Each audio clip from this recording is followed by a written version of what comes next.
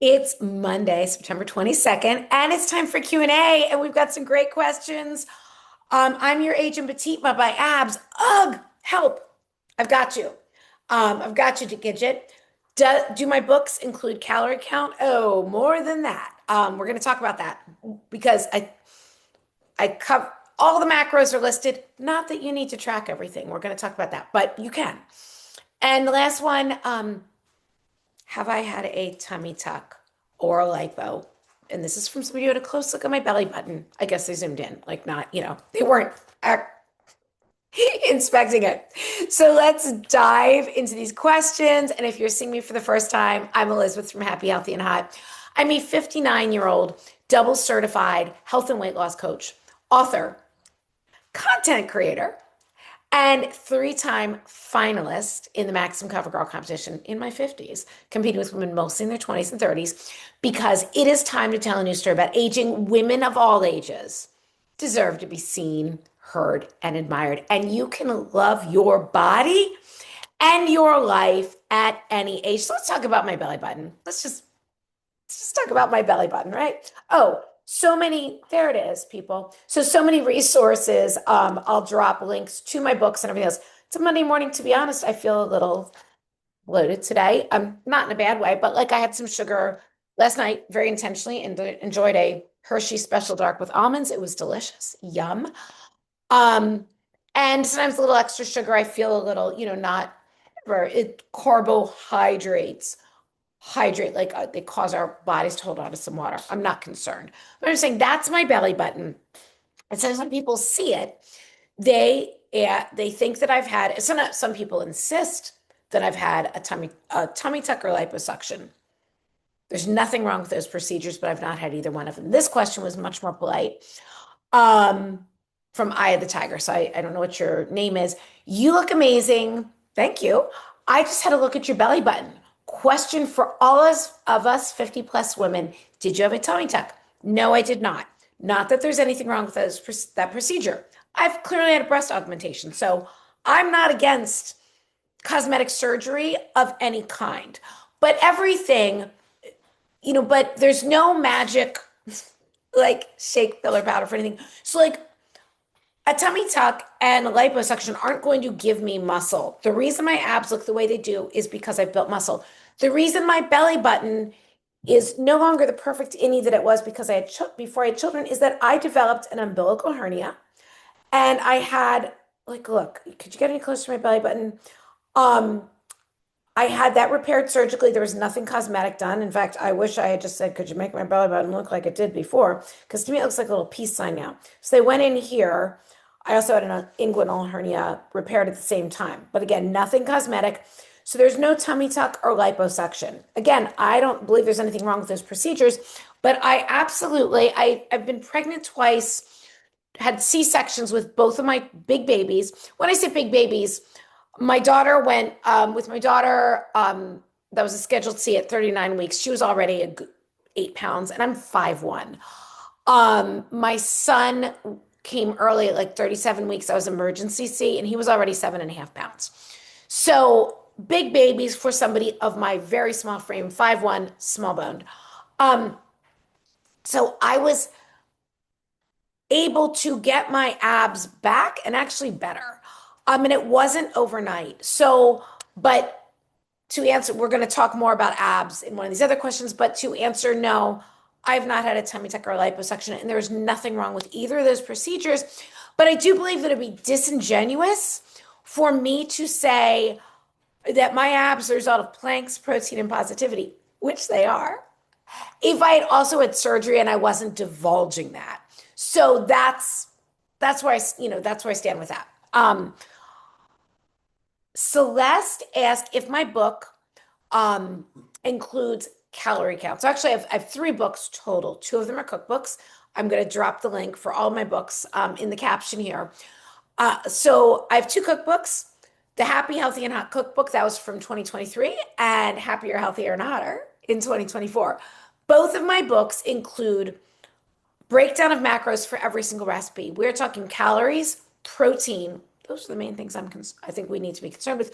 Also carbs and fat. So And first of all, you don't, so if you are tracking those things, if you want that information, it's all there. Yes, calories count. Yes, macros count. You don't have to count either of those things. I've had clients who have worked with me one-on-one successfully lose weight without tracking a single macro, but they were tracking what they ate. Even if they weren't measuring and aware of all the calorie counts, they were writing down everything they ate to hold themselves accountable. I do believe it's great to have an awareness of macros. Um, I feel if you're choosing to track, and I do loosely track my macros. I'm not looking to lose weight, but it's like it's easier to keep the train on the track than to get it back off after it's derailed. So I believe if we if you're looking to lose weight and keep it off and build muscle, eating real food without being on a plan or a program or something that you're on or off, and I don't know why I said that in those voices, but the macros you need to be most aware of are calories and protein. Because really, the secret formula is to lose weight at any age, male or female. Here you go. Boom. Calories up. I mean, protein up, not calories up. Protein up, calories down. Boom. There you have it. Magic formula for weight loss. It's really, if you did that consistently, you're going to lose weight. So why do we want to get our protein up? And protein from real food, from meat, fish, poultry, eggs, real food that you chew, not shakes and smoothies. I'm not saying they're bad. In my second book, I did put a few protein shake recipes that don't even use protein powder. Because sometimes you want something to get you out the door quick. But at the end of the day, we have teeth. We are designed to chew our food. That makes things more satisfying. We're designed to bite down on things. Chewing my daily raw carrot helps snatch my jaw. So does my jaw exerciser. But we're designed to eat real food. We are omnivores. So building your meals around those high quality protein dense foods and then filling in with colorful fruits and veggies rather than the other way around, that especially as women, we've been conditioned to have this giant, I had a question about calories and where am I going with this? This giant salad topped with bits of protein. Can you tell me what up today? And that's not getting us anywhere. We're full and we're hungry. We're full, but we're not satisfied. We want to be satisfied, not full. We want to give our body what it needs to build muscle and burn fat. And you're going to do that by getting your protein from real food up and your calories down. And prioritizing protein and produce, what I've been saying here for almost a decade, is going to be the easiest ways to do that. If you really focus on building every meal that way, you're going to be so satiated from the protein.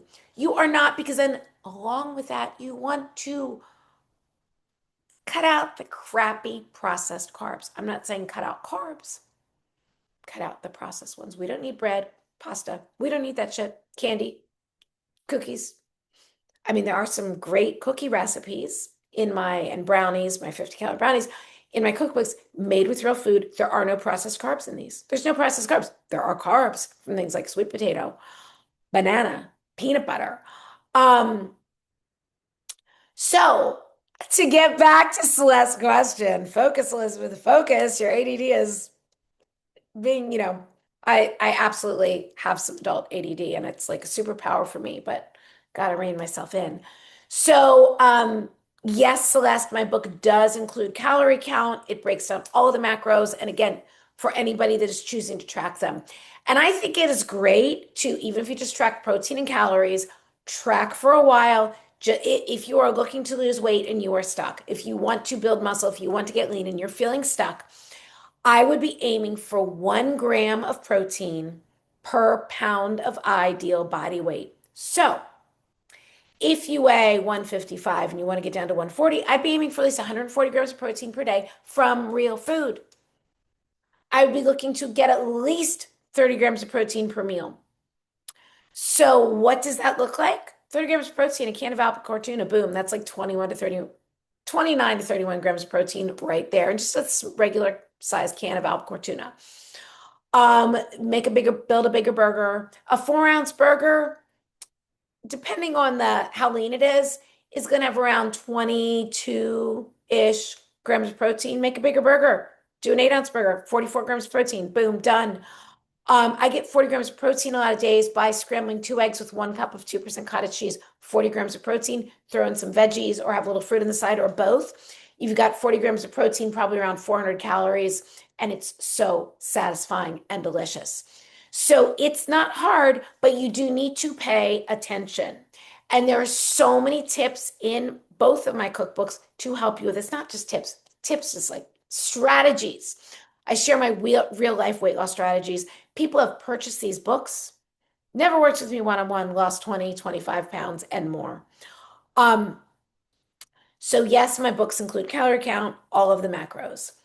Gidget says, I'm your age. Well, she asks for help. She says, I'm your age and petite, but my abs, ugh, help. I've got you, Gidget. So here's the deal with our abs. As we are getting older, so you're my age, Gidget, to get abs, we need muscle. Which means we need to consume more protein from real food than we have when we were younger. When we were younger, hormones did some of the, for both men and women, hormones did more of the heavy lifting, so to speak, with building muscle. So as we get older, we need amino acids from protein found in real, like the protein in real food, to build muscle. So we need about 30 grams per meal to activate muscle protein synthesis. So again, I'd be looking to reach those protein goals that I was just talking about. So I have basically 6 tips for flat abs. I don't have them written down here. Good abs, flat belly, whatever we want to call it. Number 1, prioritize protein and produce, Gidget. So you want to build your meals around high quality, protein dense foods. We were talking beef, fish, poultry, eggs, high protein dairy. If you tolerate it well, like cottage cheese and Greek yogurt, fill in with those colorful fruits and veggies. Aim for that goal of 1 gram per pound of ideal body weight. Even if you're not trying to lose weight, it's going to help you build muscle. Next, cut out the crappy processed carbs. People that eat dough, when you eat dough, you're going to look like dough. And somebody needed to say that. I would just cut out. You don't need healthy whole grains. They're not really that healthy for you. I would try cutting them out for a while. Cutting out grains. I'm not just talking cakes, cookies, chips, that crap. I'm talking sourdough, sprouted, Ezekiel bread, Killer Dave's bread, all of that stuff, whole wheat pasta. Just cut all that stuff out for a while. See what happens. Grains can be very inflammatory for people. I don't consume grains. I don't consume grains. I just don't. My belly is so much happier and so much flatter. Do I consume sweets? Yes. Do I consume carbs? Yes. Did I eat a chocolate bar last night? Yes, indeed, I did. So number 1, prioritize protein and produce. Number 2, cut the crappy processed carbs. Number 3, hydrate between meals. So, and this is going to help with bloating. So, a lot of like old school weight loss advice would tell us to drink a lot with a meal.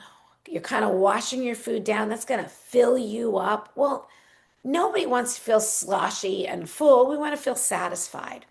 It's also effing with our digestion because it's literally watering down the digestive juices that we get, like chewing so chew your food well.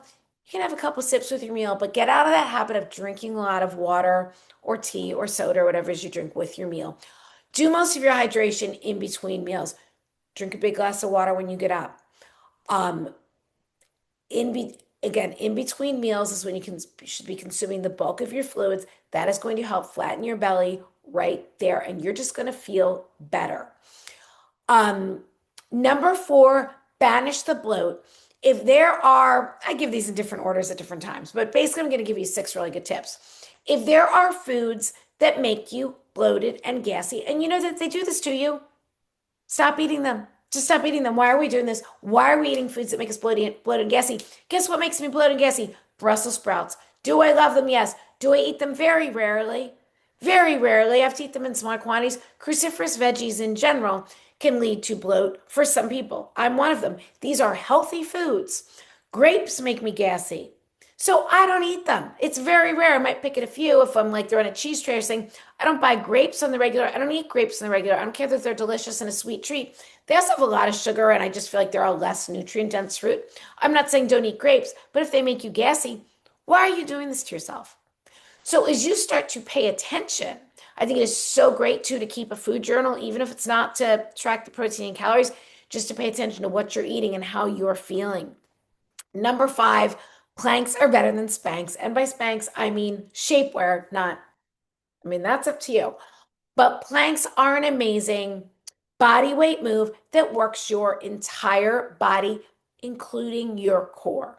I've talked about this a lot. The straight arm plank is working your entire core. Forearm plank, which I hardly ever do because I just don't like them, works the six pack, like those frontal abdominal muscles. Side planks are going to work your obliques. It's great to do a mix of all three. Um, and you don't need to spend hours a day working on your abs.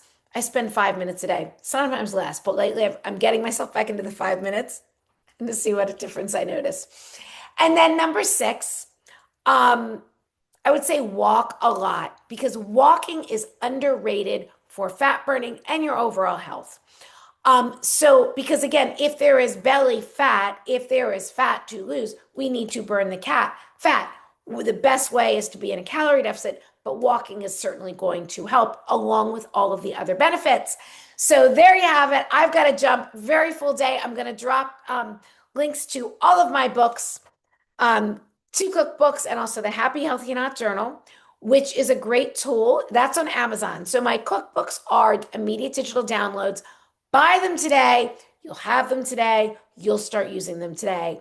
50 in each book contains 50 high protein, low calorie, bikini friendly recipes made with your food ingredients, as well as my best, I keep feeling like I have a hair in my mouth, weight loss strategies, the strategies that help my clients lose 10 to 35 pounds and keep it off, and the strategies that keep me lean and fit at 59, 5 years post-menopause. So even if you're like, oh, I have plenty of high protein, low calorie recipes, you need the strategies, but I'll tell you, you need these recipes too. They're really good.